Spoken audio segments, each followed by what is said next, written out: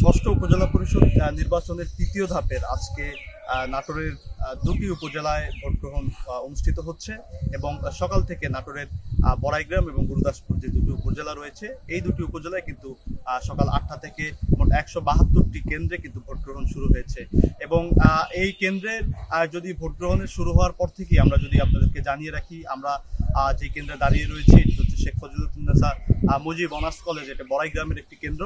এই কেন্দ্রের পরিস্থিতি আমরা যদি আপনাদেরকে পেছনে ঠিক দেখাই, আমার পেছনে আপনারা নিশ্চয়ই দেখতে পাচ্ছেন যে এখানে কিন্তু ভোটার উপস্থিতি একদমই কম। এই ভোট কেন্দ্রের পাশাপাশি কিন্তু আমরা যখন এদিকে আসি এবং আমরা আরো বেশ কয়েকটি কেন্দ্রে যখন ঘুরে এসেছি, সেখানকার ভোটার উপস্থিতি কিন্তু আমরা ঠিক একই রকম এরকম নিরুত্তাপ এবং ভোটার উপস্থিতি তুলনামূলক কম আমরা দেখতে পেয়েছি।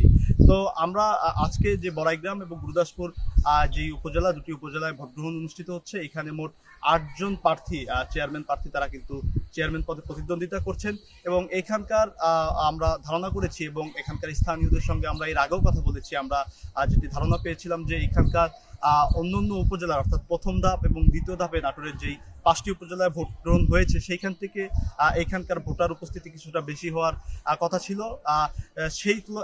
সেই হিসাবে কিন্তু তুলনামূলক আমরা কিন্তু এখানে ভোটার উপস্থিতি আমরা ঠিক আগের মতোই প্রথম এবং দ্বিতীয় ধাপের মতোই কিন্তু কম দেখতে পেয়েছি। আমরা যদি ঠিক আমার পেছনে আপনাদেরকে দেখাই, আপনারা নিশ্চয়ই দেখতে পাচ্ছেন এটি একটি ভোটার লাইন এবং এটা হচ্ছে একটি কেন্দ্র। এই কেন্দ্রের যদি আমরা আপনাদেরকে মোট ভোটার সংখ্যা আপনাদেরকে জানাই, এই কেন্দ্রে মোট ভোটার সংখ্যা রয়েছেন হচ্ছে 2234 জন, কিন্তু এখন পর্যন্ত অর্থাৎ 1 ঘন্টা ভোট পার হয়ে গেছে, 1 ঘন্টা 20 মিনিট পার হয়ে গেছে, তারপরে এখানে কিন্তু মোট ভোট কাস্ট হয়েছে 107 জন, অর্থাৎ 2234 জন ভোটারের ভেতর কিন্তু এখানে 107 জন ভোটার তারা এই 1.5 ঘন্টার ভেতরে কিন্তু তারা ভোট দিতে এসেছেন। তবে আমরা এখানকার প্রিজাইডিং অফিসার এবং স্থানীয়দের সাথে কথা বলেছি, তারা বলছেন যে এখানে এটি যেহেতু একটি প্রার্থীর কেন্দ্র নিজের এলাকায় এবং তারপরেও কিন্তু এখানে তারা মনে করেছিলেন যে আরও এখানে ভোটার উপস্থিতি বাড়বে, কিন্তু সেই তুলনামূলক কিন্তু এখানে ভোটার উপস্থিতি এখন পর্যন্ত আমাদের চোখে পড়েনি। কিন্তু প্রিজাইডিং অফিসার যিনি এই কেন্দ্রের প্রিজাইডিং অফিসার যিনি রয়েছেন তার সঙ্গে আমরা কথা বলেছি, তিনি যেমনটি জানিয়েছেন যে এখন ঠিক প্রায় 1.5 ঘন্টার মতো হয়ে গেছে ভোট গ্রহণ শুরু হওয়ার। তো বেলা বাড়ার সাথে সাথে কিন্তু এখানে ভোটার উপস্থিতি বাড়বে বলে তিনি জানিয়েছেন। আপনাদেরকে এর আগেই জানিয়েছি, দুই উপজেলা বড়াইগ্রাম এবং গুরুদাসপুর, এই দুটি উপজেলা নাটোরের অত্যন্ত গুরুত্বপূর্ণ উপজেলা।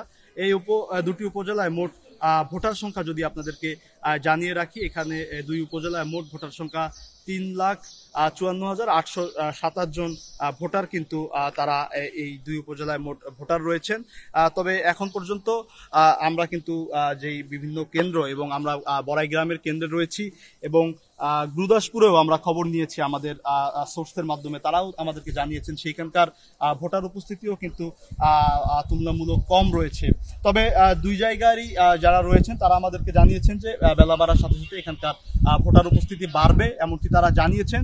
আর আমরা যেই কেন্দ্রগুলো ঘুরছি এবং দুটি উপজেলায় খবর রাখছি, এখন পর্যন্ত তেমন কোনো অপ্রীতিকর ঘটনা কিন্তু আমাদের চোখে পড়েনি। তবে আমরা কালকে রাত্রে এখানে যে দুইটি উপজেলা তার ভিতর বড়াইগ্রাম উপজেলায় আমরা কিছু অসঙ্গতি দেখতে পেয়েছি, যেটি হচ্ছে যে কালকে ভোটের আগের দিন রাত হলেও কিন্তু এখানে 4 থেকে 5 জন পোলিং এজেন্ট সহকারী প্রিজাইডিং অফিসার কিন্তু এখানে পরিবর্তন করা হয়েছে।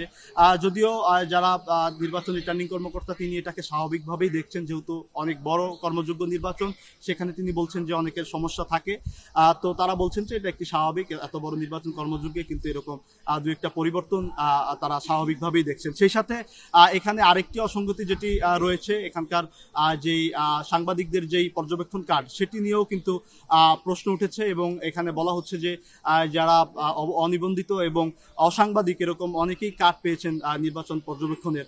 তো এটি নিয়েও আমরা কথা বলেছি রিটার্নিং কর্মকর্তার সঙ্গে, তিনি যেমনটি জানিয়েছেন যদি কোনো স্পেসিফিকভাবে যদি কোনো সংবাদকর্মী এভাবে কার্ড পেয়ে থাকেন তারা কিন্তু তার বিরুদ্ধে ব্যবস্থা নেবেন, তিনি এমনটি আমাদেরকে জানিয়েছেন। তো এখন পর্যন্ত যে দুটি উপজেলা সেই দুটি উপজেলায় কোনো অপ্রীতিকর ঘটনার আমরা কিন্তু এখন পর্যন্ত খবর পাইনি। আমরা সারাদিন রয়েছি এই বড়াইগ্রাম এবং গুরুদাসপুরের ভোটের মাঠে, যে কোনো ঘটনা আমরা ঢাকা পোস্টের মাধ্যমে আপনাদেরকে জানিয়ে দেওয়ার চেষ্টা করব। দেখার জন্য সবাইকে অনেক ধন্যবাদ।